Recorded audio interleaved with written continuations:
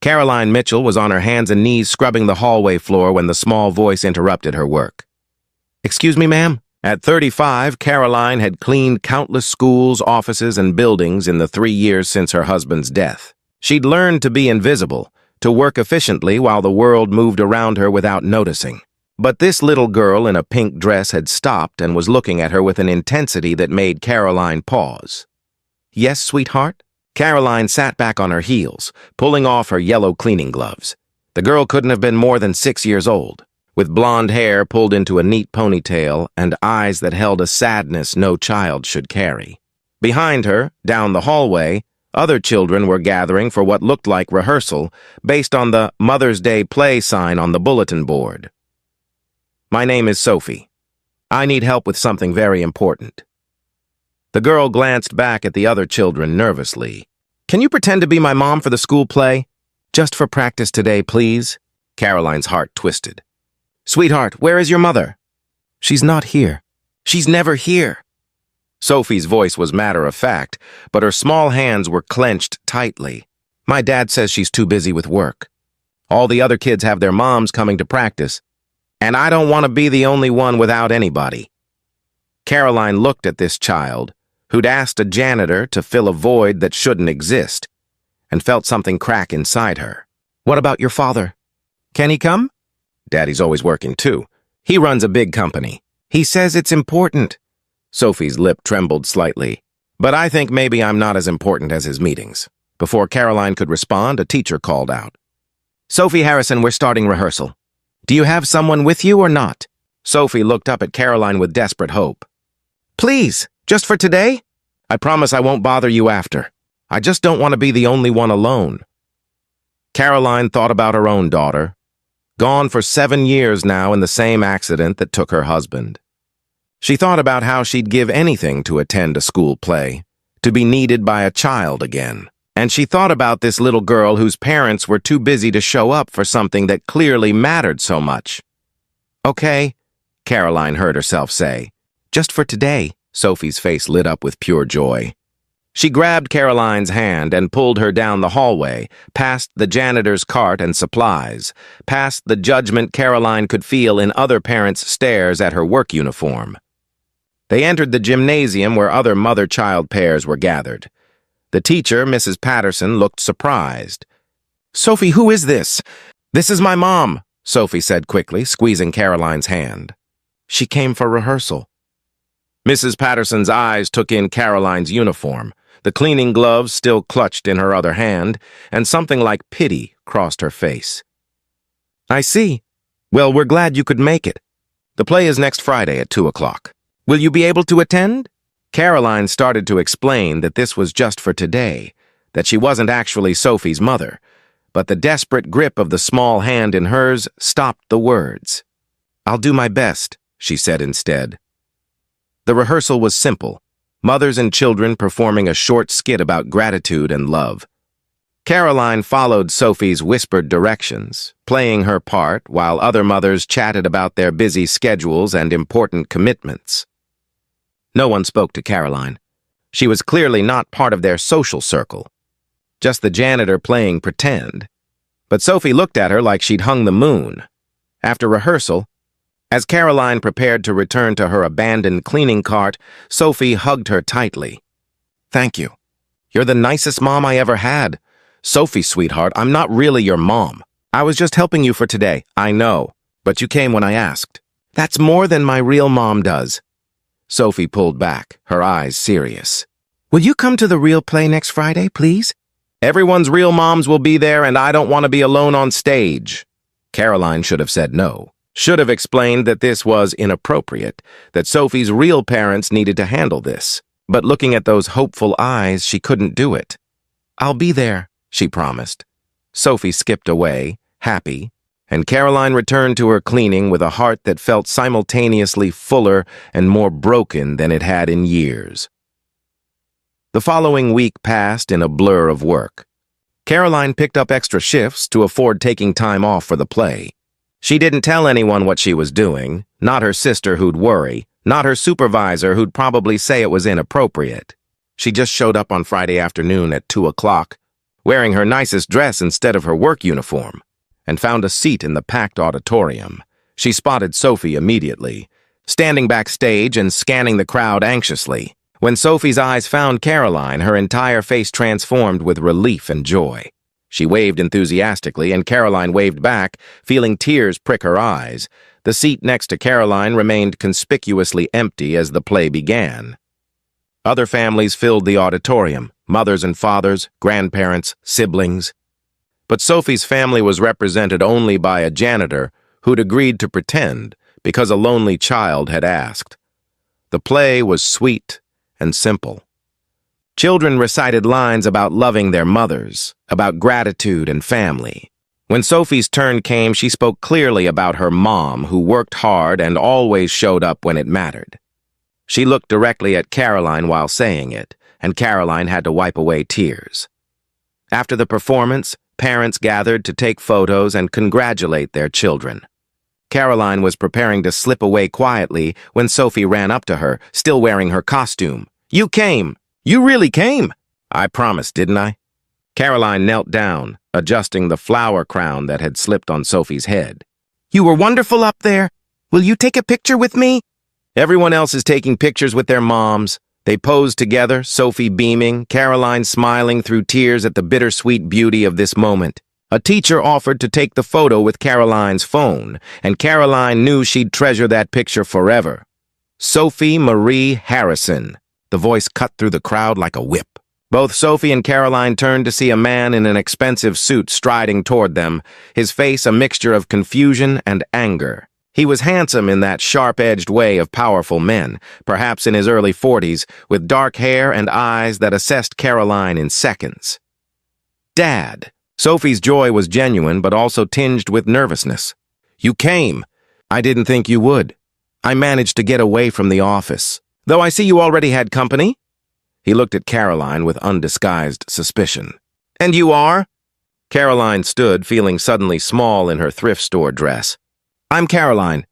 I clean the school in the evenings. Sophie asked me to attend the play because Mommy never comes and you're always too busy," Sophie finished quietly. "Caroline was nice to me. She came to rehearsal and everything." The man's expression shifted from suspicion to something more complex. Shame, pain, guilt. "Sophie, can you give me a moment to speak with this woman alone?" Sophie looked worried but nodded, running off to join other children. The man turned to Caroline, his jaw tight. "I'm Harrison Whitmore, Sophie's father. I'd like to understand why my daughter felt the need to recruit the school janitor to play her mother in a school function." Caroline felt anger flash through her. "Because she asked me and I couldn't say no to a lonely child. Because she told me her real mother is never here and you're too busy with your important work. Because she deserved to have someone in that audience who cared about her." Harrison's face flushed. "You don't know anything about my situation. I know your daughter thinks she's less important than your meetings. I know she was so desperate for a mother figure that she asked a stranger. I know she was the only child whose parents didn't come to rehearsal." Caroline's voice shook with emotion. "I lost my own daughter 7 years ago. I would give everything I have to attend her school play one more time. Your daughter is here, alive, needing you, and you're too busy building your empire to notice." The silence between them was heavy. Other families flowed around them, but they stood in a bubble of painful truth. "You're right," Harrison said finally, his voice rough. "You're absolutely right. I've been so focused on building the company after my divorce, so determined to prove I could do it all alone, that I didn't notice I was failing at the most important job I have, being Sophie's father." He looked at Caroline with something like desperation. "She talks about you. Did you know that? For the past week, every evening, she's told me about the nice lady who came to rehearsal, about how you showed up when you said you would, about how you made her feel special." He swallowed hard. "My 6-year-old daughter had to ask a stranger for the love I should be giving her."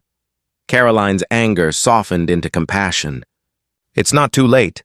She's still young. You can fix this." "I don't know how. I've spent so long being CEO Harrison Whitmore that I've forgotten how to just be dad." He met her eyes directly. "Would you consider helping me learn?" "What?" "Sophie clearly trusts you, likes you, And you see what I've been too blind to notice, that my daughter is lonely and I'm failing her. Harrison ran a hand through his hair, looking more vulnerable than a CEO should. I'm not asking for anything inappropriate. Just maybe you could spend time with Sophie occasionally, help me understand what she needs, show me how to be present instead of just providing. Caroline should have refused. This was beyond her job description. Probably inappropriate, definitely complicated. But she thought about Sophie's face when she'd waved from the stage. About a little girl who deserved better than she was getting. Just spending time with Sophie? Nothing more? Nothing more. I'll pay you for your time, of course. I don't want your money, but I will help Sophie if she wants me around. Caroline looked at him seriously. On one condition, you actually show up too. You make time for her. You stop choosing work over your daughter. Harrison nodded. Deal. Over the following weeks, an unusual arrangement developed. Caroline started spending Saturday afternoons with Sophie, taking her to parks and libraries and ice cream shops.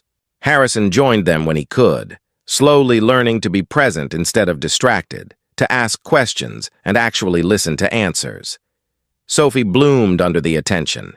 Her teacher commented on how much happier she seemed, and Harrison began to understand what he'd been missing while building his business empire. She asked about her mother yesterday, Harrison told Caroline one afternoon while Sophie played on swings nearby. Asked if her mom would ever come back, ever want to be part of her life? What did you tell her? The truth, that her mother chose a different path, that it wasn't Sophie's fault, and that people who don't appreciate how extraordinary she is don't deserve her love. He watched his daughter with obvious love.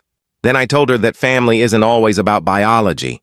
Sometimes it's about who shows up. He looked at Caroline. You showed up. A stranger with no obligation, you showed up because a child asked you to. That makes you more family than her biological mother who lives 3 states away and hasn't called in 6 months. Caroline felt tears threaten. I showed up because I know what it's like to lose a child. Because I couldn't save my own daughter, but maybe I could help yours feel less alone. Tell me about her. Your daughter. So Caroline did. Sharing memories she rarely spoke aloud. Emma's laugh, her love of books, the way she'd been equal parts stubborn and sweet. Harrison listened with the full attention he was learning to give, and somehow sharing her grief made it feel lighter. Emma would have been 13 now, Caroline finished. Sometimes I see girls her age and wonder what she'd be like. If she'd be kind or rebellious or bookish or athletic. She smiled sadly. But I'll never know. All I have are the 6 years I got with her. I'm so sorry, Harrison said quietly. And I'm ashamed that I've had 6 years with Sophie and wasted so much of it on things that don't matter. Then stop wasting it. You still have time. 6 months after the school play, Harrison made a decision that shocked his board of directors. He was stepping back from day-to-day operations, hiring a COO and restructuring his life to prioritize his daughter. His business associates thought he'd lost his mind. His ex-wife called it irresponsible, but Sophie's joy was worth all of it. And somewhere along the way, as Caroline spent time helping Harrison learn to be the father Sophie needed, something unexpected happened. They fell in love, not with the dramatic passion of youth, but with the quiet certainty of 2 people who'd both known loss and found unexpected healing in each other. This isn't what I planned, Harrison admitted one evening after putting Sophie to bed. They sat in his living room, a space that had finally started feeling like a home.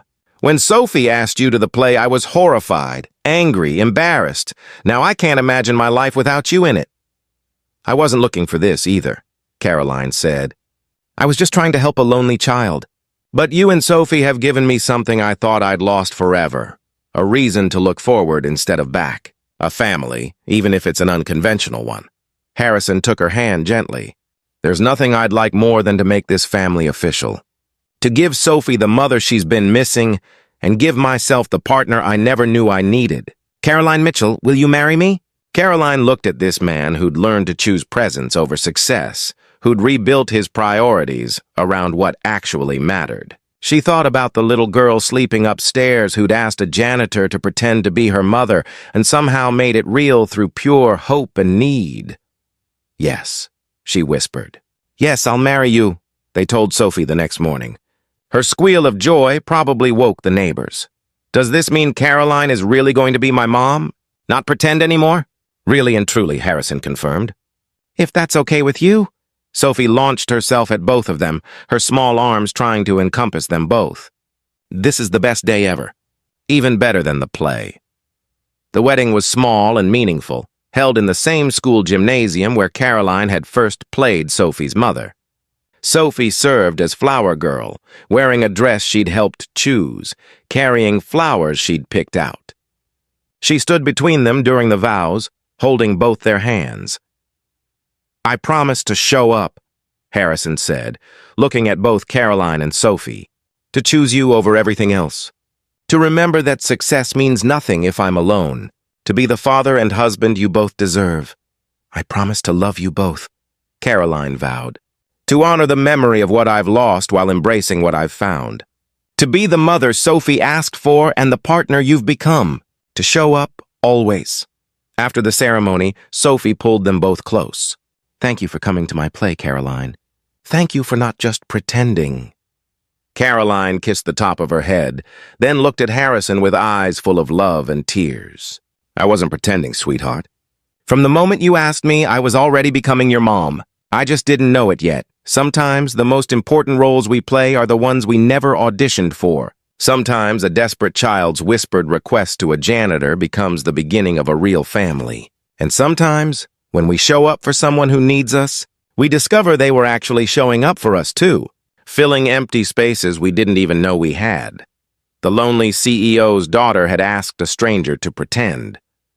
What she'd created instead was something perfectly real, a family built not on obligation or biology, but on the simple, profound act of showing up when it mattered most. If this story touched your heart, please like, share, and subscribe. Leave a comment below about someone who showed up for you when you needed it most. Your stories inspire us all.